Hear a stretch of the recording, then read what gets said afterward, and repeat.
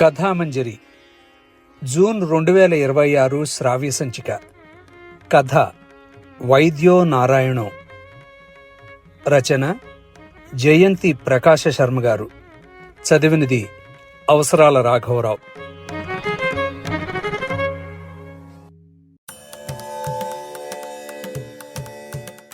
ఏకధాటిగా 12 గంటలు పనిచేయడం ఎప్పుడూ కష్టంగా అనిపించలేదు. కానీ ఇప్పుడు పీపీఈ డ్రెస్ వేసుకుని 12 గంటలు ఉండడమే చాలా కష్టంగా ఉంది. కరోనా కాలం ముగిసి 4 ఏళ్లు గడిచినా కొన్ని భయాలు అలా ఉండిపోయాయి. ఇప్పుడు కూడా మనిషిని ముట్టుకుంటే భయం, దగ్గినా తుమ్మినా భయమే. ఇలాంటి పరిస్థితుల గురించి ఎప్పుడూ వినలేదు, ఊహించనూ లేదు. ప్రభుత్వ ఆసుపత్రుల్లో స్టాఫ్ అంతా ప్రాణాలను అరచేతిలో పట్టుకుని పనిచేస్తున్నారు.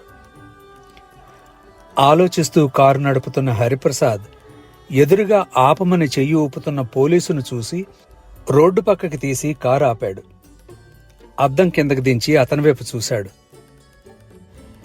ఏమిటి సార్, ఇప్పుడు షికారా?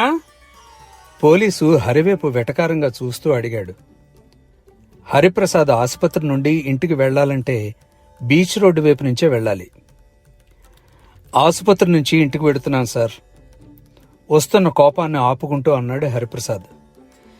అందరూ అలానే చెప్తారు సార్.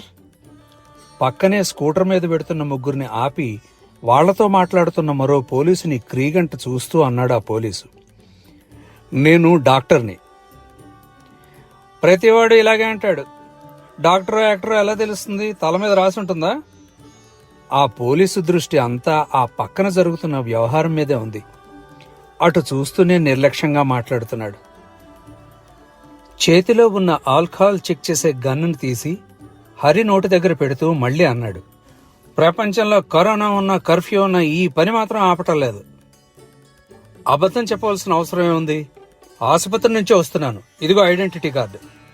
జేబులోంచి కార్డు తీసి చూపెడుతూ కోపంగా అన్నాడు హరిప్రసాద్.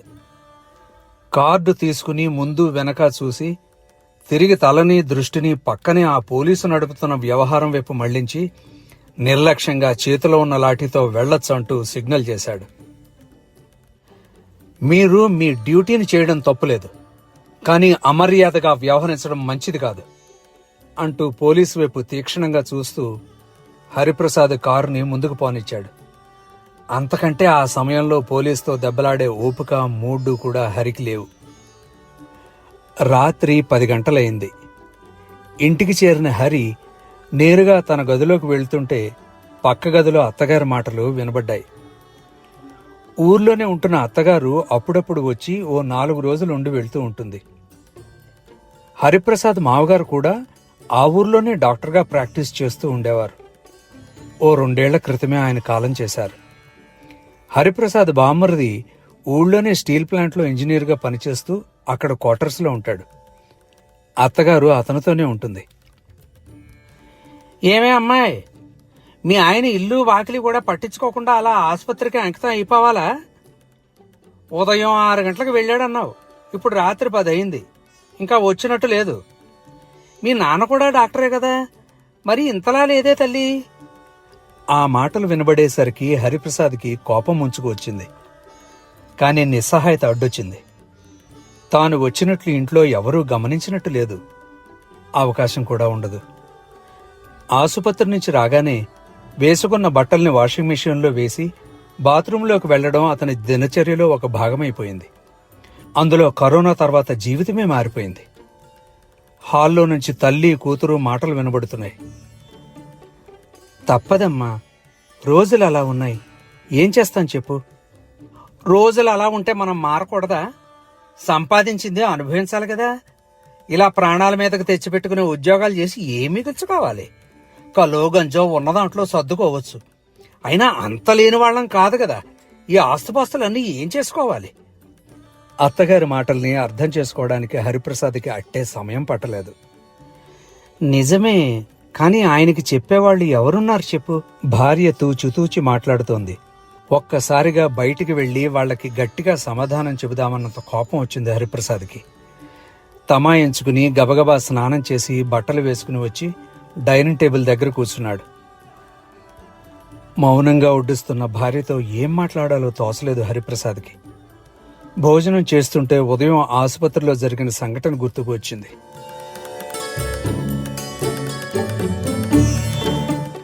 ఎవరో పేషెంట్ చనిపోతే వాళ్ల బంధువులు ఆసుపత్రి ఆవరణలోనే గొడవ చేస్తున్నారు. ఆసుపత్రి వాళ్ల నిర్లక్ష్యం వల్లనే అతను చనిపోయాడని వాళ్లు ఆరోపిస్తూ పెద్దగా కేకలు వేస్తూ అక్కడే ధర్నాకి దిగిపోయారు. హరిప్రసాద్ వేరే వార్డుకు వెళ్ళాలి. వారిని దాటుకుంటూ వెళ్లడానికి ప్రయత్నం చేశాడు. కానీ ఆ జనం అవకాశం ఇవ్వకుండా అతన్ని చుట్టుముట్టేశారు. ఆ జనం మధ్యలో 2-3 హౌస్ సర్జన్లు అప్పటికే ఉన్నారు. ఈ మధ్యకాలంలో ఇలాంటి సంఘటనలు జరుగుతున్నాయి. డాక్టర్లు శాయశక్తుల ప్రయత్నాలు చేస్తున్నా సరే ప్రాణాలు పోతున్నాయి. వేలల్లో 1-2 కేసుల విషయంలో మానవ తప్పిదాలు లేవని చెప్పలేం గాని అవి చేజేతులా చేసినవి కావు. చనిపోయిన పేషెంటు మధ్య వయసు వాడే. కానీ బాగా తాగుడు అలవాటుతో ఆయన లివర్ పూర్తిగా చెడిపోయింది. వ్యాధి ముదిరిపోయిన తర్వాతే ఆసుపత్రికి తీసుకొచ్చారు. అప్పటికీ డాక్టర్లు వాళ్ల ప్రయత్నాలు వాళ్ళు చేశారు. కానీ ఫలితం కనపడలేదు. ఆ విషయాలు వాళ్లకు అర్థమయ్యే భాషలో చెప్పడానికి హరిప్రసాద్ ప్రయత్నం చేశాడు. చూడండి, ఇన్ని వేల మంది పేషెంట్లు వస్తున్నారు, కోలుకుని వెడుతున్నారు. అందరికీ మా సాయశక్తుల వైద్యం చేస్తున్నాం. ఈయనకి అలాగే వైద్యం చేశాం. ఆయనకి ఆయుష్ తేలేకపోయాం అంటూ హరిప్రసాద్ వారిని శాంతింపచేయడానికి ప్రయత్నం చేశాడు. ఆయుష్ అంటారేంటండి? ఆయన వయసు ఇంకా 40 ఏళ్లే. ఏం చదువులు చదువుతారండి? మా ప్రాణాలతో కొన్నాళ్లు ఆటలాడుకుని డబ్బులు చేసుకుని తర్వాత తీసేస్తున్నారు. ఆ పేషెంట్ తాలూకా వాళ్ళు ఎవరికి తోచింది వాళ్ళు అనేస్తున్నారు. అటువంటి పరిస్థితుల్లో వాళ్లల్లో ఆవేశం రావడం సహజమే. డాక్టర్లు కూడా ఆవేశపడితే గొడవ పెద్దదవుతుంది తప్ప ప్రయోజనం ఉండదు. మౌనంగా ఉండడం మంచిదని హరిప్రసాద్ మాట్లాడకుండా నిలబడిపోయాడు. చూడండి, మమ్మల్ని ఇలా కదలకుండా నిలబెట్టడం వలన మరో పేషెంట్ ప్రమాదంలో పడతాడు అంటూ ఓ హౌస్ సర్జన్ సీరియస్గా అన్నాడు. అక్కడ జనానికి మరింత ఆవేశం వచ్చేసింది. చిచి, శవాల మీద డబ్బులు ఏరుకునే మీరు నీతులు చెప్తారా? మీకు కూడా ఇలాంటి కష్టాలు వస్తేనే గాని అర్థం కాదు. ఆ జనంలోంచి ఎవరికి తోచినట్లు వాళ్లు మాట్లాడుతున్నారు. పరిస్థితి రాను రాను ఉద్రిక్తతకు దారితీసింది.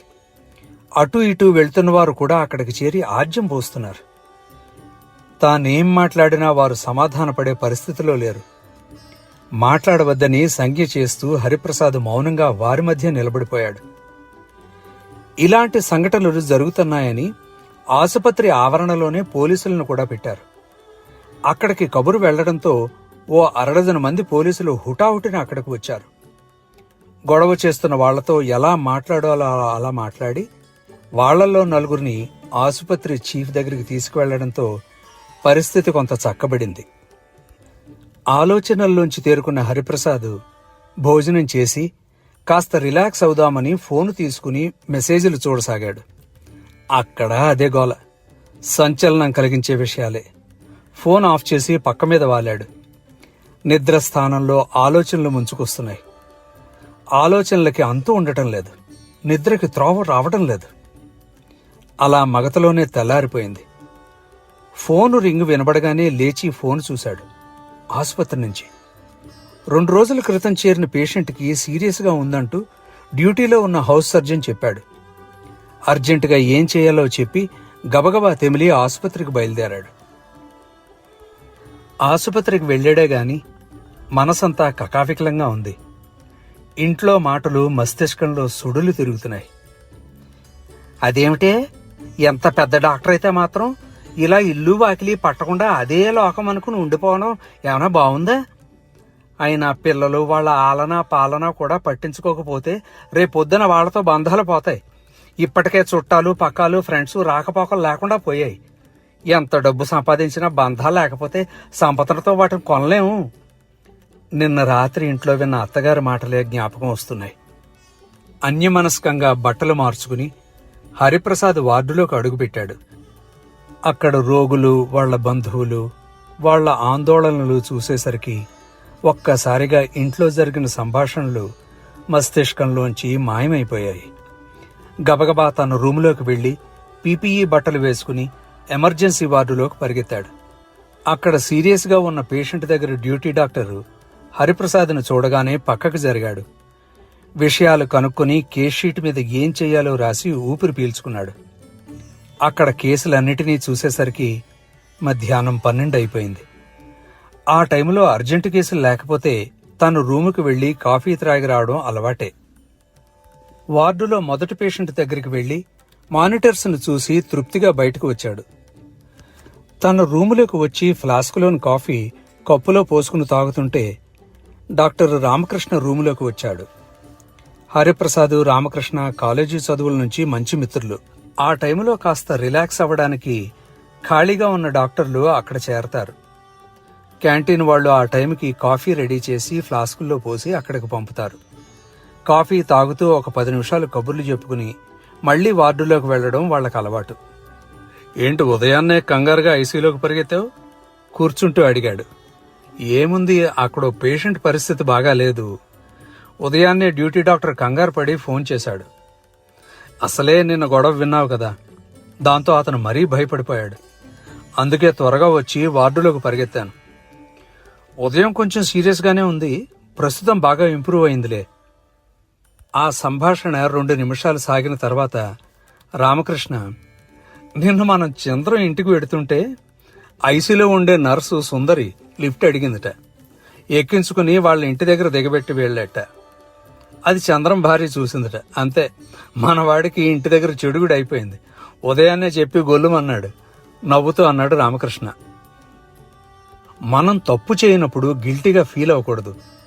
చంద్రం అలాంటి వాడు కాదు కదా. హరి కాఫీ త్రాగడం ముగించి అన్నాడు.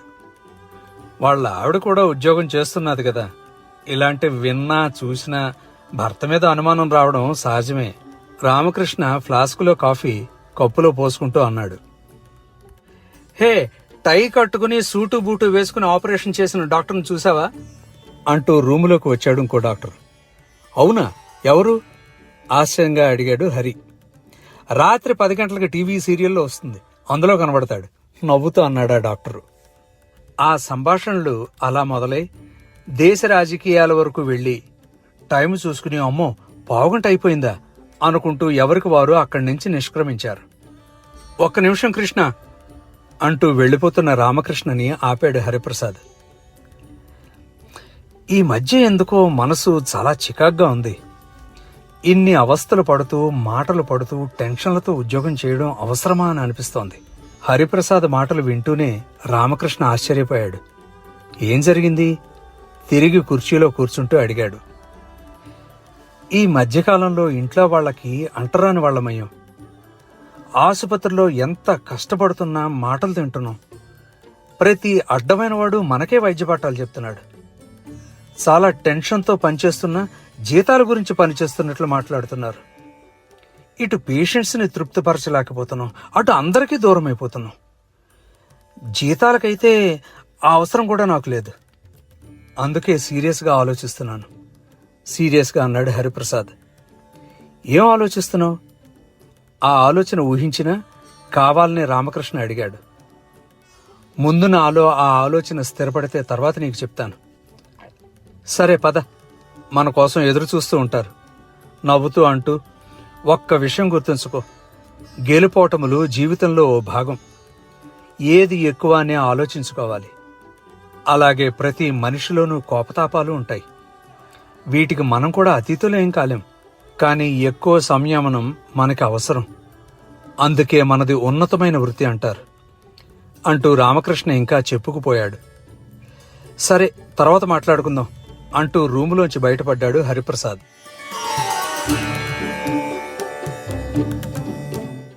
సాయంత్రం ఇంటికి వెళ్లిన హరిప్రసాద్కి అక్కడ వాతావరణంలో మార్పు కనపడలేదు. అత్తగారి మాటల్లో మార్పు లేదు సరిగదా, కొంచెం బాధ కలిగించే భాష ఆవిడ వాడింది. ఇలాంటి వాళ్ళు పెళ్లి చేసుకోకుండా ఉంటేనే మంచిది. ఏ వయసులో ఆ ముచ్చట్లు ఉండాలే గాని తర్వాత విచారిస్తే లాభం ఉండదు. అయినా వీళ్ళు బయట ఏం వెలగబెడుతున్నారో మనకేం తెలుసు? అల్లుడు వినాలనే గట్టిగా మాట్లాడుతున్న ఆవిడ మాటలు హరిప్రసాద్కి ఎక్కడో గుచ్చుకున్నాయి. అయినా తను తప్పు చేయడం లేదు. తన వృత్తి అలాంటిది. గబగబా భోజనం చేసి పడుకున్నాడే గాని నిద్ర పట్టలేదు. మిశ్రమ ఆలోచనలతో కళ్ళు మూతపడలేదు. అర్ధరాత్రి వరకు పక్క గదిలో నుంచి అత్తగారి సణుగుడు వినబడుతూనే ఉంది. ఒక్కసారిగా పక్క మీద నుంచి లేచి కాగితం మీద రాజీనామా లేఖ రాసి హాయిగా ఊపిరి పీల్చుకున్నాడు. తర్వాతే హాయిగా నిద్రపట్టింది హరిప్రసాద్కి. హరిప్రసాద్ ఉదయాన్నే ఎప్పటిలాగే తెమిలి ఆసుపత్రికి వచ్చేశాడు. తన రూముకు వచ్చి జేబులో పెట్టుకున్న రాజీనామాని ఓసారి చూసుకున్నాడు. ఒక్కసారి ఐసీ వార్డులను ఒకసారి తిరిగొచ్చి ఆసుపత్రి చీఫ్ని కలిసి ఉత్తరం ఇద్దామని అనుకున్నాడు. వార్డులోకి అడుగుపెట్టిన హరికి అనుకోని ఘటన ఎదురైంది. ఆకస్మికంగా ఎటు నుంచి వచ్చిందో తెలియదు గాని ఓ పెద్దావిడ కాళ్ల మీద పడిపోయింది. ఆమెతో పాటు 10 మంది జనం కూడా ఉన్నారు. డాక్టర్ బాబు, మా అబ్బాయికి ప్రాణం పోశావు. ఎక్కడికి వెళ్ళినా కష్టం అన్నారు. ఆయన వాళ్లకు కబురు పెట్టుకోమన్నారు. అలాంటిది మీరు దేవుడిలా వాడి ప్రాణాలు నిలబెట్టారు. నీ రుణం తీర్చుకోవడానికి ఏమి ఇచ్చినా సరిపోదు బాబు. నా ఆయుష్ కూడా తీసుకుని 10 కాలాల పాటు హాయిగా జీవించాలి. నాలాంటి వాళ్ళకి కన్నీళ్లు రాకుండా చూడాలి, ఉద్వేగంగా అంటూ కన్నీరు పెట్టుకుంది ఆమె. ఏం జవాబు చెప్పాలో తెలియక హరి నోటంట మాట రాలేదు. మనుషుల్లో భగవంతుడు ఉంటాడంటారు బాబు. నిజంగా మీ వంటి డాక్టర్లే మాకు భగవంతులు బాబు అంటూ ఉద్వేగంగా మాట్లాడుతున్న ఆమెతో పాటు వచ్చిన వాళ్ల మనుషులను చూసేసరికి హరిప్రసాద్ కళ్ళు చెమ్మగిల్లాయి. ముందు రోజు రామకృష్ణ చెప్పిన మాటలు గుర్తుకు వచ్చాయి. మన మీద 100% నమ్మకంతోనే వస్తారు. మనల్ని భగవంతుడితో సమానమని కూడా భావిస్తారు. ఇలాంటి సేవలందించే అవకాశం అందరికీ రాదు. మనిషి జననం మన చేతుల మీదనే జరుగుతుంది. మరణాలు కూడా ఎప్పుడైనా జరగవచ్చు కూడా. అంత మాత్రాన ఉత్తర కుమారుడిలా పారిపోకూడదు. ధీరుడిగానే విజయాల వైపు అడుగులు వేయాలి. హిపోక్రటిస్ ప్రమాణం మనం చేసాం, గుర్తుందా? అదే విషయం భగవద్గీతలో కూడా ఉంది, తెలుసు కదా. నీ విధి నువ్వు చిత్తశుద్ధితో చేసుకుపో, ఫలితాల గురించి ఆలోచించకు. వైద్య శాస్త్రంలో పితామహుడిగా గుర్తింపబడ్డ హిపోక్రటిస్ పేరు మీద, వృత్తి ధర్మాల మీద చదువుకునే రోజుల్లో తీసుకునే ఈ ప్రమాణం వైద్యులందరికీ శిరోధార్యం. మనసు కుదుట పడడానికి హరిప్రసాద్కి అట్టే సమయం పట్టలేదు. జేబులో ఉన్న రాజీనామా కాగితాన్ని చింపి అక్కడే ఉన్న డస్ట్బిన్లో పడేసి భుజం మీద స్టెథోస్కోప్ సర్దుకుంటూ వార్డు వైపు ఆనందంగా దారితీశాడు.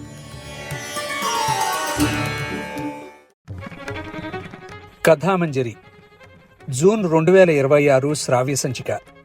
కథ వైద్యో నారాయణో. రచన జయంతి ప్రకాశ శర్మ గారు.